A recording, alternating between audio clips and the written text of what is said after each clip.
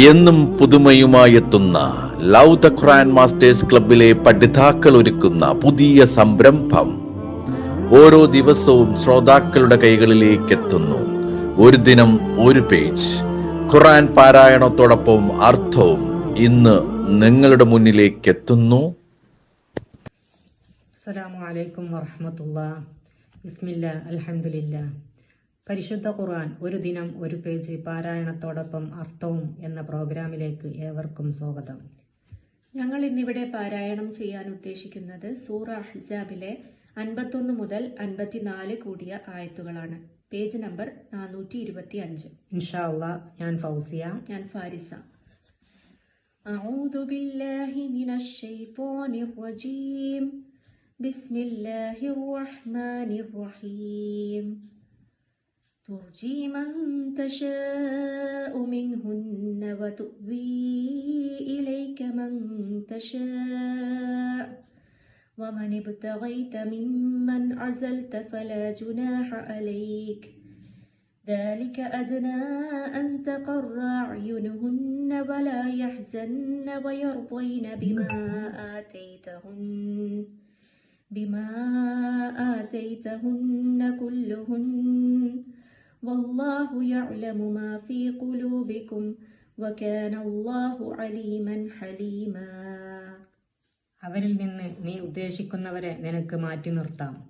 നീ ഉദ്ദേശിക്കുന്നവരെ നിന്റെ അടുക്കലേക്ക് അടുപ്പിക്കുകയും ചെയ്യാം. നീ മാറ്റി നിർത്തിയവരിൽ നിന്ന് വല്ലവരെയും നീ ആഗ്രഹിക്കുന്നുവെങ്കിൽ നിനക്ക് കുറ്റമില്ല.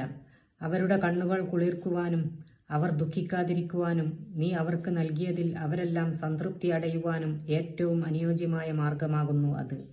നിങ്ങളുടെ ഹൃദയങ്ങളിലുള്ളത് അള്ളാഹു അറിയുന്നു. അള്ളാഹു സർവജ്ഞനും സഹനശീലനുമാകുന്നു. لا يحل لك النساء من بعد ولا أن تبدل بهن من أزواج ولو أعجبك حسنهن إلا ما ملكت يمينك وكان الله على كل شيء رقيبا. ഇനിമേൽ നിനക്ക് വേറെ സ്ത്രീകളെ വിവാഹം കഴിക്കാൻ അനുവാദമില്ല. ഇവർക്ക് പകരം വേറെ ഭാര്യമാരെ സ്വീകരിക്കുവാനും അനുവാദമില്ല. അവരുടെ സൗന്ദര്യം നിനക്ക് കൗതുകം തോന്നിച്ചാലും ശരി. നിന്റെ വലതുകൈ ഉടമപ്പെടുത്തിയവർ അഥവാ അടിമ സ്ത്രീകൾ ഒഴികെ അള്ളാഹു എല്ലാ കാര്യവും നിരീക്ഷിച്ചു കൊണ്ടിരിക്കുന്നവനാകുന്നു. يا أيها الذين آمنوا لا تدخلوا بيوت النبي إلا أن يؤذن لكم إلى طعام غير ناظرين إناه ولكن إذا دعيتم فادخلوا فإذا طعمتم فانتشروا ولا مستأنسين لحديث إن ذلكم كان يؤذي النبي فيستحيي منكم والله لا يستحيي من الحق وإذا سألتموهن متاعا فاسألوهن من وراء حجاب ذلكم أطهر لقلوبكم وقلوبهن وما كان لكم أن تؤذوا رسول الله ولا أن تنكحوا أزواجه من بعده أبدا إن ذلكم كان عند الله عظيما. സത്യവിശ്വാസികളെ, ഭക്ഷണത്തിന് നിങ്ങളെ ക്ഷണിക്കുകയും നിങ്ങൾക്ക് സമ്മതം കിട്ടുകയും ചെയ്താലല്ലാതെ നബിയുടെ വീടുകളിൽ നിങ്ങൾ കടന്നു ചെല്ലരുത്.